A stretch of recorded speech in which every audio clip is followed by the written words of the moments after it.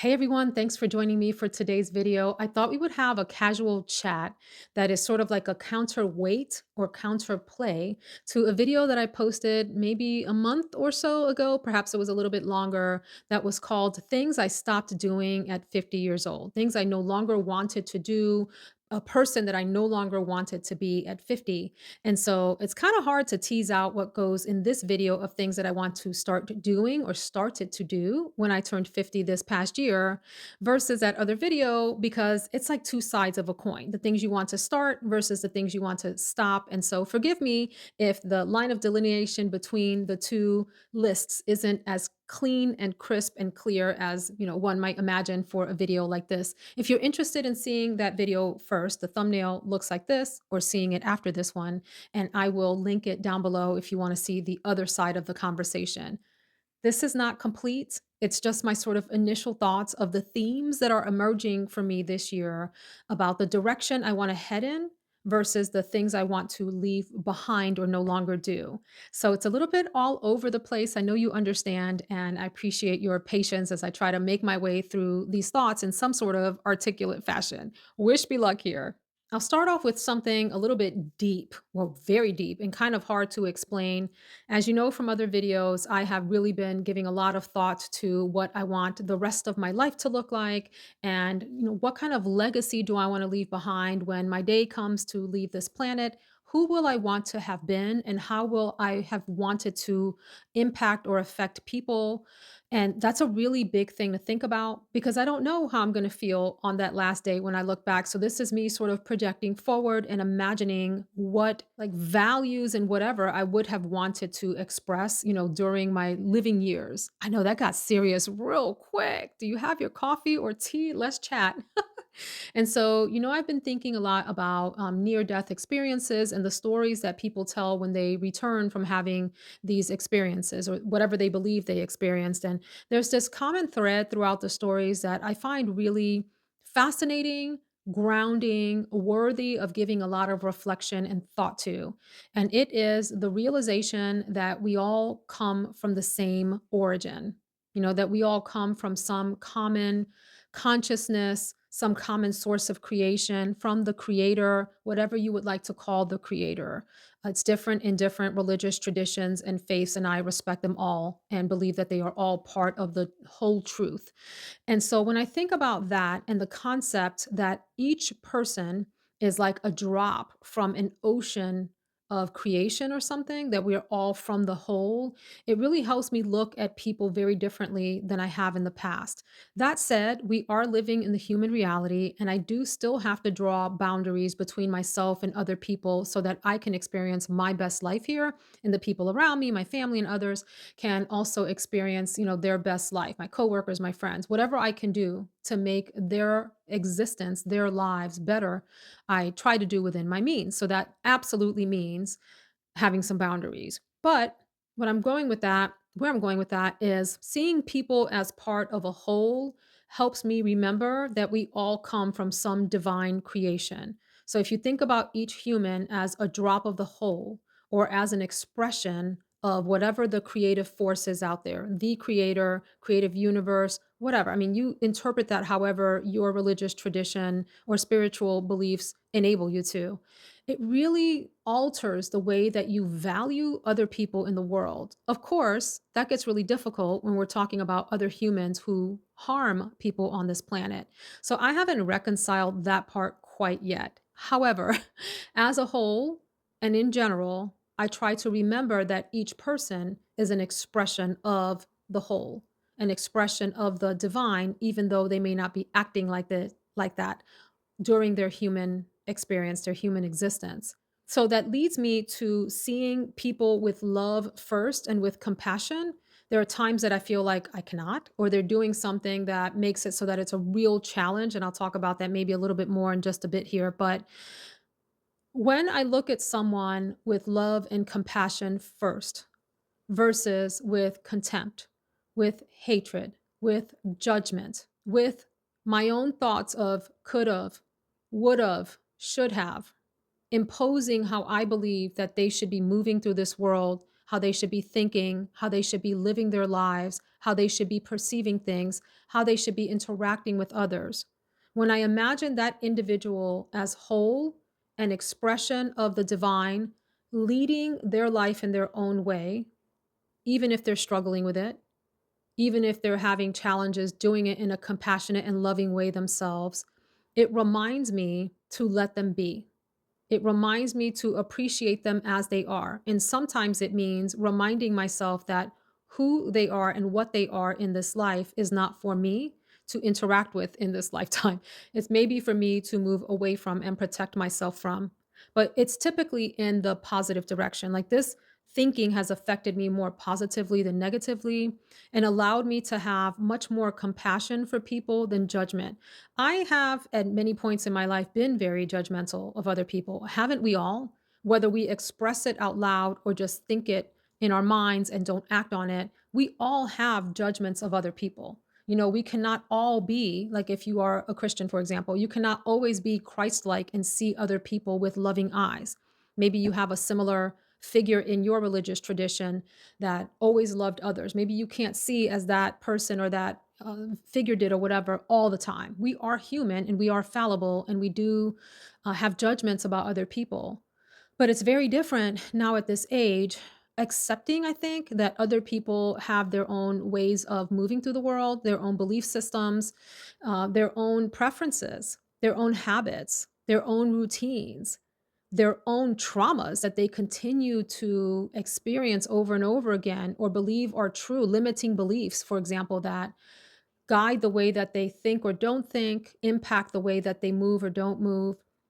And I guess what I'm saying is I can have a certain amount of compassion for people at this point that I didn't have in the past, that I think just comes from both experience and wisdom and knowing that you can't control other people, but also combining that with this notion of this is an expression of the whole, right? A drop in the ocean of humanity or from the ocean of humanity, deserving of compassion and respect just as any other person. Again, I have trouble with that when we're talking about some of the extreme behaviors in our society that are hurtful of other people, that victimize other people. And so I'm trying not to focus on that. But so anyway, that's something that I have started to do more of. I'm not perfect at it, but seeing with love and compassion first, even when it's challenging and difficult, and trying to remember that everyone has some kind of purpose and meaning. Every person in the world is somebody else's child. And I hope at some point was loved, even though they may be behaving in ways now that don't exhibit love. And that people that aren't perhaps experienced a lot of damaging trauma in their past, etc. That got really deep. Let's move on. Along those same lines, I'm really trying to more practice more a Zen like attitude. The way that that has kind of manifested itself in my life, and this is not about like a Zen tradition or anything, it's more about staying peaceful and neutral in all situations, even in situations where I probably should be having some kind of reaction, some kind of emotional reaction, some kind of intellectual reaction. And I notice this a lot at work. It plays out at work quite a bit and in family too. So I'll share a little bit about those. In work in particular, I work with a lot of teams of people. I work with a lot of individuals. I do a lot of advising and coaching one on one. I am a more sort of experienced staff member, and in that sense, am relied upon to lead others quite often. And again, going back to that first point, it's very easy to impose my own judgment on things or to feel judgment as I am listening to a colleague, for example, express a challenge they're having, an interpersonal situation that they're making their way through, a client focused relationship that they are maybe challenged to improve, something along those lines, a project deliverable that they're struggling through because maybe people aren't doing what they expect or pulling their weight or whatever. Any of those kinds of things that happen on any teams across every organization, everywhere around the world, right? It has been so helpful to me to stay neutral and zen to the extent possible. And for me, that means abandoning all feelings and attachments and reactions to what I have as they are talking and explaining. The beauty of that is that it allows me to see that situation as an individual circumstance or situation happening at that one point in time. Maybe later in the conversation, I can sort of search my Rolodex of personal experiences to think about how things play out if you take this road versus that road, if you take that action versus this action, and what it might yield you in terms of a result. But disattaching and not imposing my own umbrella of experiences on something, like my repertoire of lenses, experiences, and whatever on a situation, allows me to really see the uniqueness of that situation that's at hand in that moment and kind of think through the solution with the person and or help them, like coach them through figuring out their own solution in a unique way that takes into account the individual circumstances that are faced in that moment, rather than thinking that I know it all, rather than thinking that my body of experiences automatically makes me more qualified to know what the right solution is. Isn't that like a freeing way to think about things? It then allows the person who is having the challenge to become the expert in solving their own problem. So I can ask guiding questions. I can explore what's happening and see if there are different sort of angles that the person can look at the situation from to help them think about what might be the right course of action to take or not take, right? Because non action is an action as well. It has really helped me a lot both at work, it has helped me at home. If you're a parent, how often is it that our kids are talking through a challenge that they are having, whatever it may be? It could be sports related, homework related, friendship related, anything, growing up related, who knows, all sorts of issues and challenges and situations that they face growing up. And as a parent, it's very easy for us to talk about when I was growing up, or what I would do if I were you, or this is probably how you should handle the situation. It's easy to do all of those things, to impose our own thoughts, beliefs, coulda, shoulda, wouldas onto that person, the child, or your spouse, if your spouse is talking to you about a challenge they're having at work or with a friend or something. It's so easy for us to put our own lens on it, like put our own glasses on that have a certain color to them, right? Like that's the lens, and project through that what we think should happen versus, again, seeing that person as an individual having their own unique experience and helping them think through what works for them in that moment. There's something very respectful and honoring and, like, freeing about seeing the situation as unique, different, and a standalone. And many times it's not. Like, there are similarities between what you're hearing and perhaps experiences you've had in the past or that you've observed in the past, and you have some wisdom to bring to the conversation. Like, I think if you do this, it will end up like that, right? If you fire off a nasty email back to so and so, it's probably going to result in a bad outcome. You know this, but it helps them think through the right thing in their situation when you don't have a dog in the fight, as the expression goes, when you have a neutral Zen stance.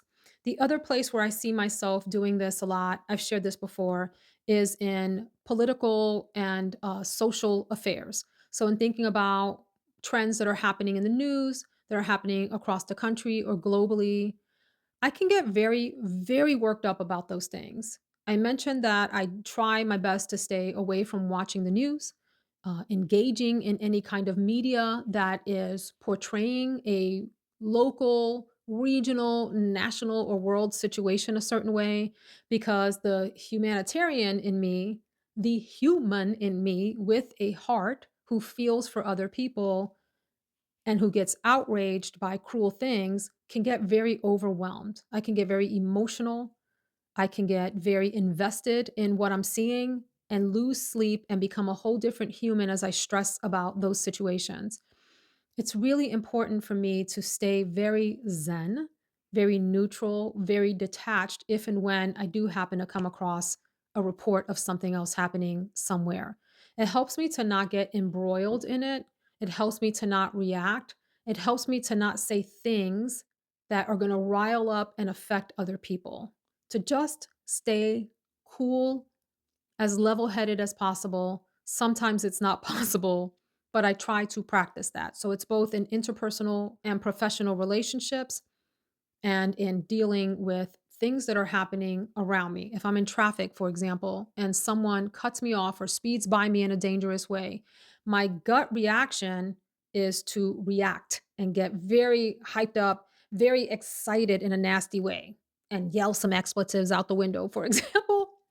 And I've tried to practice more like breathe, observe what's happening around me for what it is, and don't attach any reaction or emotion. The other thing that I've noticed that's along this line, and I probably should have said this earlier, is sometimes our emotional reactions are more about our ego reaction than it is about the other person at all. Like, right? Like, how dare you fly by me on the road and nearly put me into a dangerous situation? How dare you cut me off and disrespect me on the road?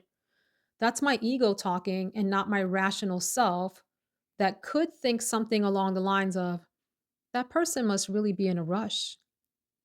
That person is doing something that is potentially erratic and dangerous. And it makes sense for me to slow down so that I can keep myself safe versus rolling my window down and yelling out the expletives that come to mind in the moment and giving them a piece of my mind because they disrespected me and put me at risk. Two very different reactions. One is cool headed, detached, level, rational. The other is highly volatile, emotional, and could quickly escalate a situation into something it doesn't need to be. I know this one is going to sound crazy because I am a wild shopper. I love to shop and buy myself goodies and things like that. So this is going to seem like antithetical to that. But it's practicing simplicity in my style and in my thinking.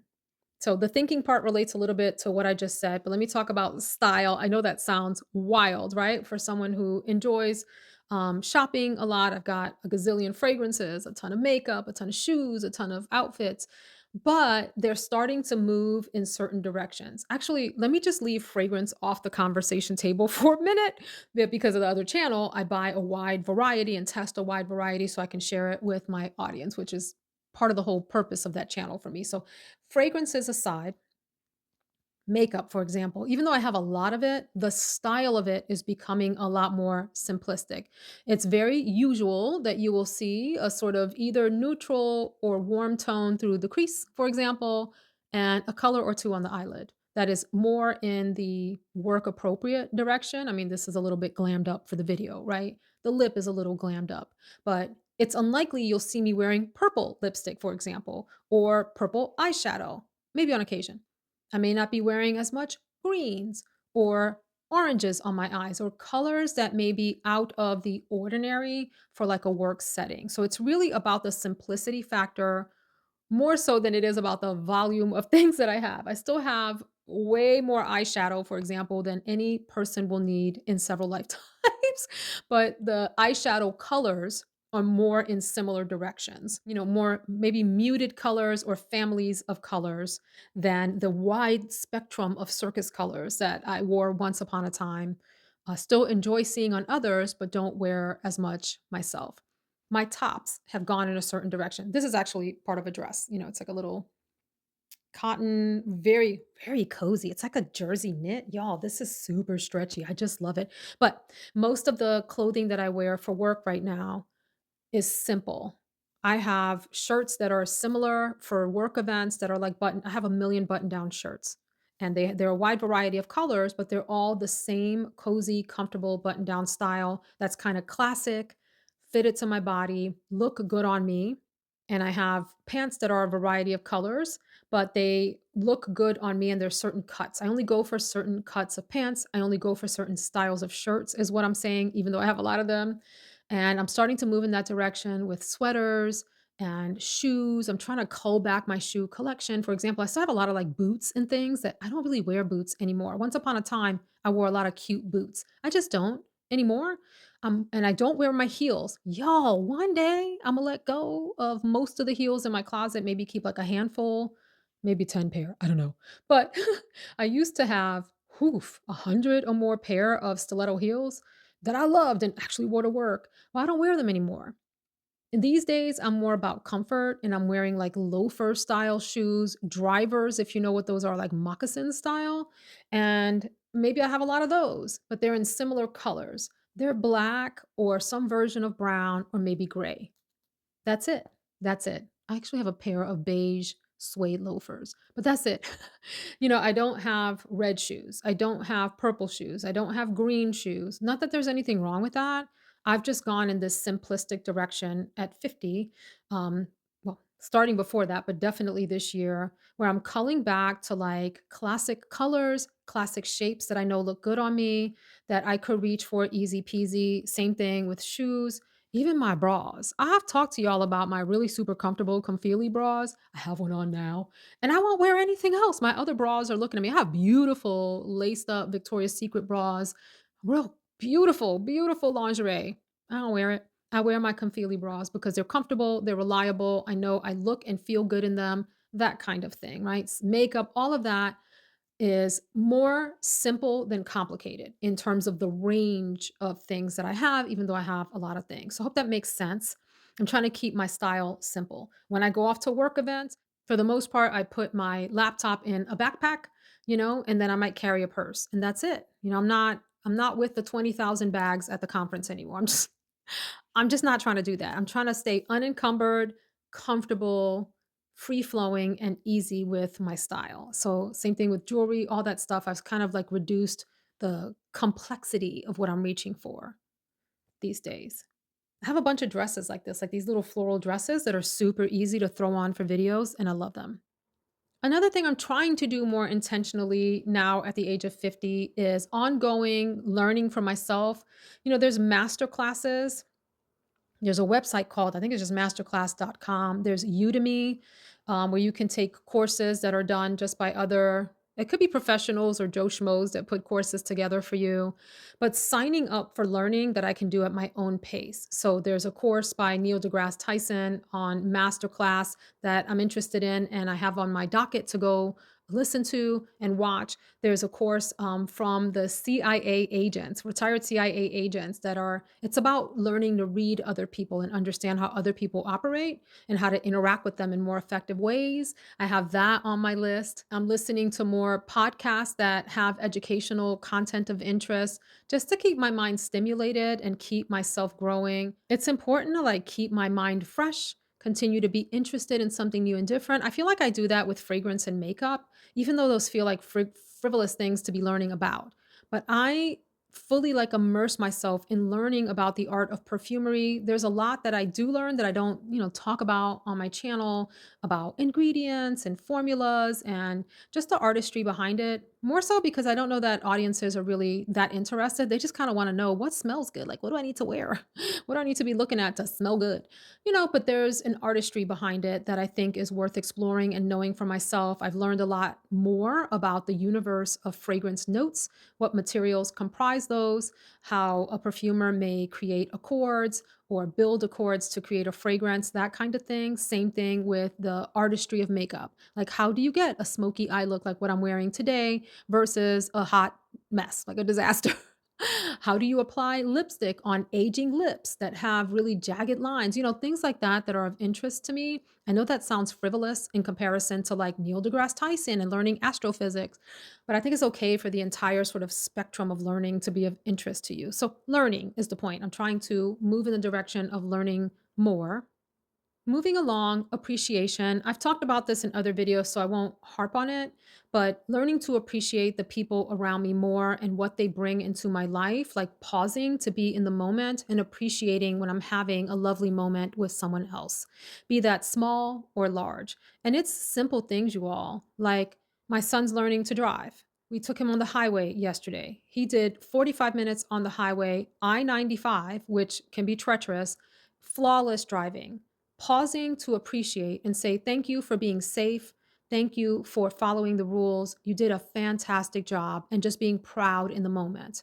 When my husband does something for us, like he, put some paintings in a frame and did all of the wiring in the back and everything to be able to hang it. He went out of his way to do that, pausing to say thank you and appreciate that he contributed that to the day. He made amazing focaccia bread yesterday for dinner. He actually cooked the whole dinner, but the focaccia bread is a big deal that takes the whole day. He makes it from scratch. It has to rise and all of this stuff. And just pausing to say, babe, this focaccia bread is amazing. Thank you for making this for us. Our daughter came back from college yesterday. She's having an amazing time at college. She settled in well. We're so grateful. And she was telling us about her first 9 days at college, her experience, and how much she's enjoying it, and doing well so far in her classes and appreciating the whole experience. Just letting her know we're really happy for you that you're having a wonderful experience at college. How lovely. Showing appreciation in the moment allows you to be present in the moment and sends off like good vibes to others that they absorb and take with them in their interactions. Can I pause for a second? Because this has been on my mind. And then I'll share my last thought. I have been actively not responding to negative comments in my comment sections. I haven't gotten maybe but one or two or three on this channel because it's small, and so there aren't a lot of comments. Those of you that watch enjoy it. You're here because you enjoy the community and whatever other reasons that you are here. On the other channel that's bigger, as you grow, your audience is varied and all sorts of humans come into your comment section and say all sorts of things. They assume things about you. They make judgments about you and why you're doing what you do, what your motivations are. They cast onto you their beliefs about how you should be running your channel. I mean, it's you wouldn't believe some of the stuff that I see in the comment section. And there was once upon a time when I would actually respond, like try to defend myself. And, slowly came to the really clear realization that you can't argue with fools because from a distance, no one can tell the difference. Never forget that, right? Don't argue with a fool because from a distance, no one can tell the difference. In other words, if I leave a clap back comment to the person, regardless of how deserving I perceive that they are to that comment, the bottom line is I'm then putting out negativity in response to negativity. Even though it feels like I should be defending myself, in the end, it's other nasty negative energy in response to negative energy. So instead, it's probably worth my time to just block the person as soon as I see something that is untoward, something that is intended to be nasty, hateful, judgmental, intended to sting or hurt. You would be shocked at some of the stuff. I mean, it's wild what's out there. And it's been so peaceful, even though in the moment it feels wrong and I want to defend myself or I want to give the person a piece of my mind because who are you to have the audacity to say this disgusting thing to me when we're just talking about perfume, right? In the moment that I actually ignore the comment and have the person be blocked, because you can do that, you can hide someone from your channel. I'll tell you about why that's such a beautiful thing in just a moment. In that moment, I feel like I didn't do myself a good service, like I should have defended myself. And so it feels wrong to do that. But in the long run, I have protected my peace of mind and not engaged with oftentimes a complete jackass. I mean, again, if you saw some of the comments, you'd understand what I mean. Like, what? Where are you coming from with that? And the reason that blocking someone is such a beautiful thing is because they don't know that you've blocked them. They can't tell. So it's possible that that person has continued to leave nasty comments in the videos, and I don't ever know. And you don't ever know because no one can see them besides the person posting the video. Isn't that like poetic justice? They're leaving this comment expecting negative interaction. That's what trolls do, right? They want you to get nasty. They want you to wrestle in the mud with them. They're miserable and they want to spew their misery onto other people. And they're expecting you to engage in their nastiness. And the beauty is, they're doing that in a void, in a vacuum, all by themselves because no one's seeing their comment. Isn't that amazing? Thank you, YouTube, for that. I mean, ideally, I'd love for the person to be completely blocked and not be able to see your videos at all. But the way that they have it is a blocked person can see your video. They can write the comment, but no one sees it except them. And so they're sitting there wondering why you never reacted, why they didn't get the reaction that they hoped to get from you. And it's because, hey, jackass, I never saw your comment. I know that that's like antithetical to what I started the video with. Look at everyone with love and with compassion. But y'all, sometimes it's hard. And people that leave negative comments, I do try when I'm in my right mind to feel sorry for them first before I have a negative reaction, because clearly they're damaged humans to do that, right? But sometimes I'm just like, oh God. this person, they need to go. Anyway, I just thought I'd share that with you. You can do that in real life too. Not give air to negative fires, right? A fire cannot exist unless it has air to help it burn. When you starve it of the air, the fire dies down. Negative comments, negativity in the world. When you starve it of your air and attention, when you do not pay attention to it, its presence in your life diminishes and usually just disappears. The more energy you give it, the more attention you give it, the more it rises. So, like, for example, people that are constantly watching negative stories on the news, it seems like the whole world is that way because you're filling your mind with it. You're allowing it to sort of fester and grow in your mind all the time. The less you observe it, the less you expose yourself to it, the less it exists for you. Doesn't mean it's not happening around the world, but the less that it impacts you, especially things that you can't change, right? Anyway, that's a whole nother conversation. How did I get off on that tangent? Let me share the last thing that I want to or am starting to do at 50 that has been very freeing, and that is allowing things to fall apart. Allowing things to fall apart. It's the natural order of things in the world to rise and fall. There's very little in this world that's constant. Very little. That applies to relationships with people. It applies to patterns of things. It applies to ways that you're living your life, the seasons of your life, the people who you used to be, the people who you're going to become. You're like a different version of yourself at every stage in your life, even though there's some commonality across all of those stages. Who you are now in this phase of your life is very different than who you were at 5 years old, even though there's some core aspects that stay the same throughout your entire existence. And so I think about things as a reason, a season, or a lifetime. We hear that a lot with friendships. Someone's in your life for a reason. Maybe they're in your life for a season, like your college years or your childbearing years. You had some other friends who were mothers, for example, your professional career, or they're in your life for a lifetime, like those lifelong friends that you've known growing up and are still with you to this day. Some family members are for a lifetime, etc., right? I think the same thing is true of things and patterns, ways of being, homes. I was thinking about that with our home. Like, we've been in this home for 7 years now or so. And I'm wondering, is this just the season or will it be ours for the rest of our lifetime? At some point, we'll likely move out of here as our kids grow up and find their own lives because it's a big house, right? Like, we don't need to stay in this house later in our lives. And so it's probably a season thing. And it's important to like condition our hearts and our souls and our minds to be in the habit of living in the moment and appreciating the thing while it is, but then knowing when it's time to move away and let go. So hard, such a challenging thing because it's like pieces of yourself and your existence and your identity and your emotions and your heart and all of that die as seasons change, right? When we move out of this house, I'm gonna get emotional on y'all. It will be the end of our parenting era. It will be the end of mom and dad's house, or mom and stepdad, or dad and stepmom, because we're a blended family. The end of this house that we nurtured, created, made into a home, cooked warm meals in, had amazing holidays in, all for the sake of giving our kids a stable, happy, loving home.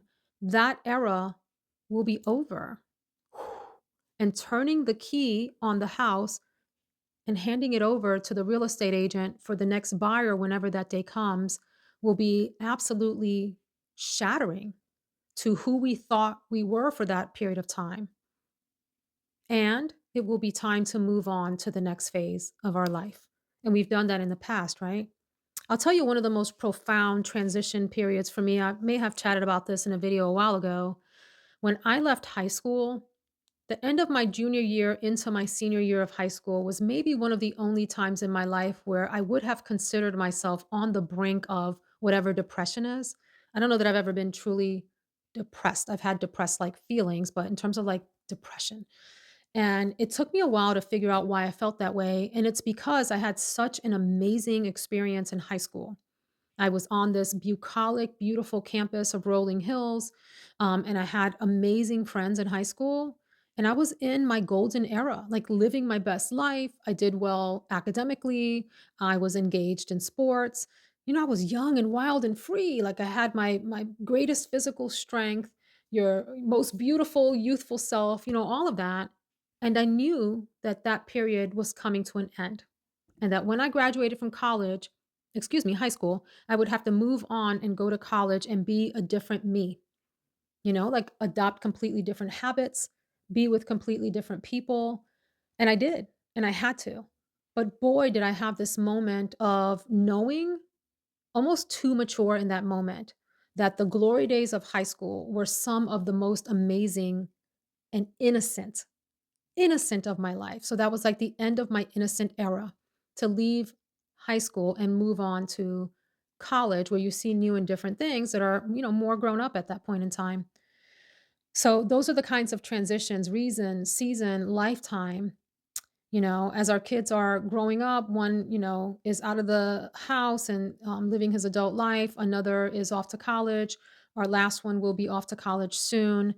The transition of letting them go and become their young, independent selves that don't need us anymore is wild. And I have to learn to let go. I have to learn to allow the part of life where they needed us and relied on us for their identity, relied on us for their well being, their livelihood is falling apart. It's crumbling. The threads of it are fraying. The fabric of that is disintegrating, and it's the natural order of things. And so, that whole expression of like depression is living in the past and anxiety is living in the future. So I'm trying to, the best of my ability, avoid either of those and trying to live in the present, you know, and enjoying the joys and tribulations of the present, both. Life comes with both. Allowing things to fall apart, which I guess is another way of allowing transitions to make their waves in and out of your life and flowing with those as the natural order of things instead of resisting and living in either depression or anxiety as a result. Gosh, there's a lot more that we can talk about. Those were the top things that came to mind as sort of profound shifts in what I'm doing more of or trying to do more of in this 50th turn around the sun. Let me know your thoughts. Do you agree with what I've shared? Are you trying to do new and different things in whatever year you're in that you weren't doing last year, the year before? Let us know in the comments. Engage with us and share some of your wisdom and insight. I hope this was an interesting chat. Thank you so much for joining me, and I'll see you in the next video.